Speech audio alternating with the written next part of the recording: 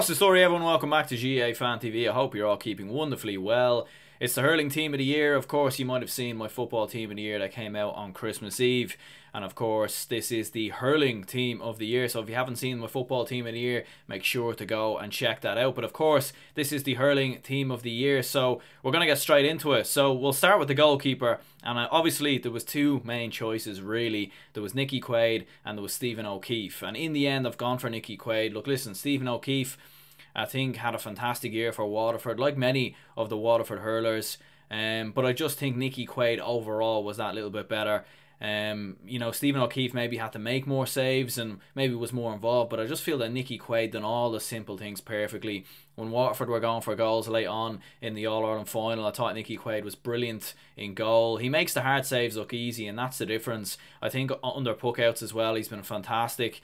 Stephen O'Keefe, at times with his puckouts, maybe in the Kilkenny game, a little bit struggling, especially in the first half, and at times, I think in the Limerick game, Limerick were able to figure it out brilliantly. So I think overall I've gone for Nicky Quaid, but certainly you could make the argument for Stephen O'Keefe. I don't think there's really a lot between them. Moving into the full-back line, first of all, we have Sean Finn at cornerback. I think this is a unanimous decision, really, at cornerback. There's no one really that can contest his position, in my opinion. Sean Finn, absolutely outstanding. Look at Limerick's defensive record. It's been absolutely perfect throughout the entire season, and one of the main reasons for that is Sean Finn. And of course, when you look at some of the players he had to go up against, the likes of Joe Canning, for example, and in the Waterford game, dealing with players like Stephen Bennett. So I think Sean Finn, in particular, gets in there at cornerback. Absolutely no doubt about it. I do promise there will be players from other counties on this list, but it is another Limerick man, and it is Dan Morrissey. And look, listen, this was a tough one in many ways. There were certain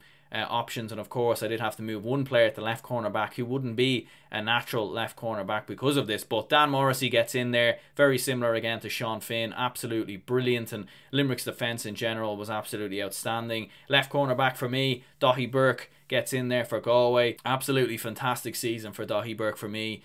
For this Galway side. I think I was most impressed with him really in that performance against Tipperary. I thought the job he done on Shamie Callan was absolutely outstanding. You know, even in the opening 5 to 10 minutes he struggled and Shamie Callan got the better of him, caught one or two balls, looked like it was going to be a long afternoon indeed for Daithí Burke, but he was able to adapt brilliantly, and I think that's one of the main reasons why I put him in there.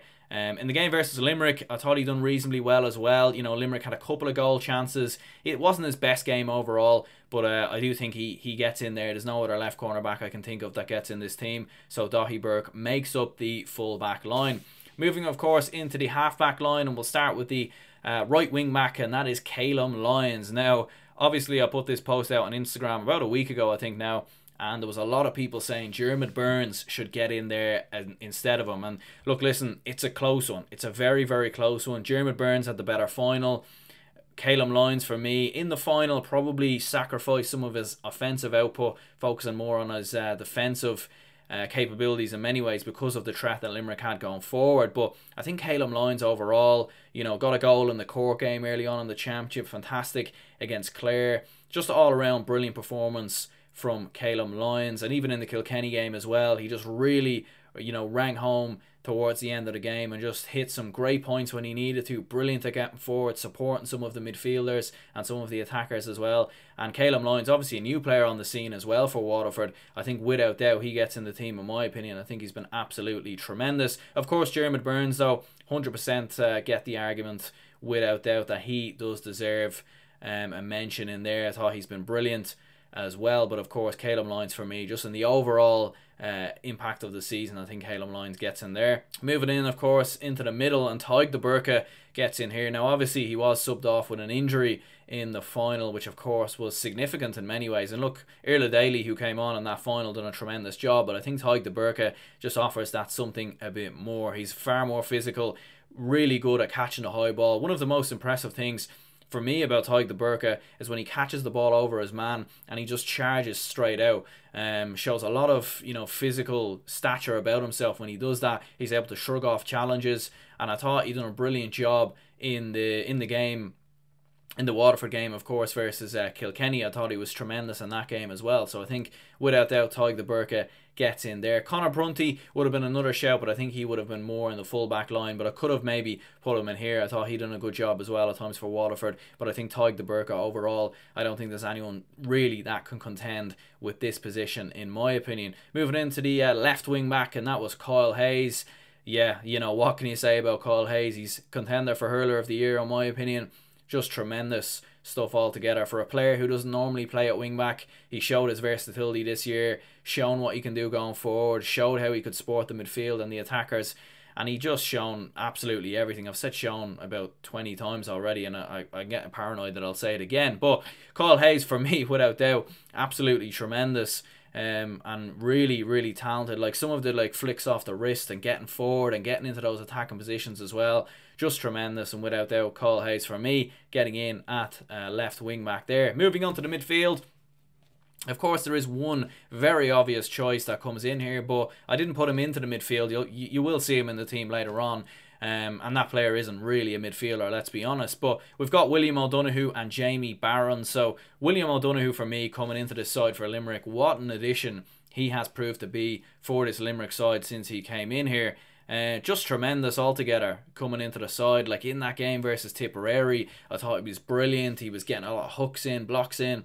He was doing everything right in the game, whilst also chipping away with a couple of points. So I'd rank William O'Donoghue the better of the two midfielders in terms of 2020. But I think Jamie Barron, without doubt, tremendous year for him again. You know, you think back to 2017 and the year he had that year was one of the contenders for Hurler of the Year. Not a million miles off this year either. Maybe not as good as 2017, but certainly definitely providing a lot for this Waterford side. And without doubt, you know, without him in the team, I think Waterford may have struggled on other occasions. So I think he had a fantastic game altogether, Jamie Barron, and he gets in there in midfield. Moving on then to the half-forward line. So we have Gearóid Hegarty coming in at right half-forward. Of course, probably the favourite for Hurler of the Year. I don't think anyone can really disagree with that. I think he's been absolutely tremendous this year for Limerick. And, you know, I spoke a lot about him, of course, in my match reaction when Limerick beat Waterford, of course, in that All-Ireland final. And, you know, some of the things he can do on the pitch is tremendous. He can hit points. He's great at getting blocks in, can drop into the midfield. His passing is superb. Just a very well-rounded athlete altogether. And certainly for the years to come, you know, he's still a young lad, of course. And you look at his physical build as well. You know, he's going to be around for quite a long time indeed for this Limerick side. So without doubt, he gets in there. And beside him, Tom Morrissey. Tom Morrissey, you know, just like his brother Dan, they've been crucial for Limerick in the past couple of years. And Tom Morrissey was, I suppose, one of the players where you could have said, maybe I could have put Joe Canning in there instead. And look, listen, I understand the Joe Canning argument. You know, he scored 4 sidelines in a game, put on an absolute exhibition of hurling in the game versus Limerick, of course. But I don't think in the overall aspect of the season that you can put Joe Canning in. I think obviously he'd go on the full forward line and he wouldn't go in this position, but maybe there's a case to put him in there instead of Tom Morrissey. But I think Tom Morrissey's overall contribution, hitting points from play, contributing to the attackers as well, dropping back when he needs to as well. So I think Tom Morrissey gets in there in my opinion. Joe Canning, whilst he did have a tremendous you know, he has had a tremendous career for Galway, I don't think this year was his best year. Like, if you look through some of his points from play, you won't see that many. And look, listen, points from sidelines are a rare occasion in itself, but I do look at his overall year and think he probably still could have done a little bit more. Maybe he needed a bit more support from the Galway lads around him, but I think in an overall aspect, why, despite having a great year, I do think that the other players on this list get above him. So I was just going to say that first of all, because I know someone without doubt is going to mention Joe Canning in the comments down below. Moving on, of course, to left half forward, we've Stephen Bennett. No real surprises here. Another contender for Hurler of the Year, in my opinion. Probably a little bit quiet in the final, by all regards. I think, though, you know, you kind of have to credit the work that Jeremy Burns did for that final. But I think in an overall aspect, Stephen Bennett, really solid year. In the game, again in the semi-final against Kilkenny, he was absolutely tremendous. He really took that game by the scruff of the neck and really drove Waterford to the victory. And, you know, what an impact he's had, you know, taking over frees this year as well. You wondered how's that going to go, but it's been tremendous for Stephen Bennett altogether, and without doubt he gets in this team. I think he's been one of the stars of 2020 for hurling and for Waterford in general. So we'll move on to the full forward line, and on the right hand side it is Tony Kelly, and I don't think there can be any surprises here whatsoever. Look, listen, obviously Tony has been named in midfield on numerous occasions throughout the season, but of course anyone who watches him and has watched Clare will know that he very much has a free role. He can drift into the half forward line, midfield, full forward, and kind of has a free role pretty much around the pitch, and without doubt he gets in here. Like, he scored 153 in total, which I think might be in the top 2, top 3 scorers, and given the fact that Clare didn't even make an All-Ireland semi-final, I think shows really the job that he done. And you know, he was injured in the Waterford game as well and powered through it and still had some sort of contribution, although it probably wasn't as big a contribution as, say, the Wexford game, for example. So I think overall just a tremendous season without doubt for Tony Kelly. What a year he's had for this Clare side. He really did drag Clare on his back towards that All-Ireland quarter-final. Not to say there weren't other players, of course there were. Aaron Shanahan had a good year for Clare as well, you know, but I think overall Tony Kelly has just been tremendous, and without doubt coming into next season it'll be very interesting to see how he gets on. Will you have some Clare players come back from injury and whatnot? Will they be able to find some more players? How far will Clare go in 2021? That's going to be the real question. But yeah, Tony Kelly gets in there. Beside him, Aaron Gillane.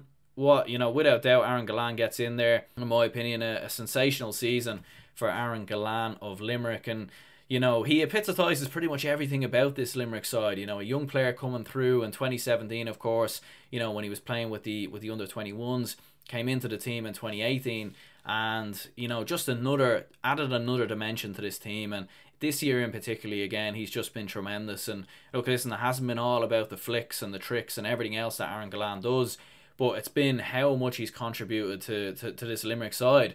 You know, supporting some of the other players around him, you know, charging and pressing some of the opposing defenders, you know, the full back line and half back line of the team to be playing. They really did adopt a real kind of press that Limerick would adopt, and Aaron Gillane was the centre to that, and I thought he was brilliant 9 times out of 10 at getting that right. And you know, in the final you could say maybe he wasn't 100% right, maybe he had an injury going into that, but I still think, you know, his overall contribution in the season was absolutely tremendous. And without doubt Aaron Gillane gets in there, of course, a full forward in the team. Moving on, you have TJ Reid in on the left hand side, the only Kilkenny player to make it on the list. And exceptional year for TJ Reid without doubt. You know, I look back at the Kilkenny team in general and I think, you know, is there enough players coming through? Are they moving in the right direction? You know, and that's probably a conversation for another day, but I think with TJ Reid at the helm, you're always going to have a chance. You're always going to be there or thereabouts. He's undoubtedly one of the best hurlers in the game at the moment. And you know, if Kilkenny had gone a bit further than the semi-final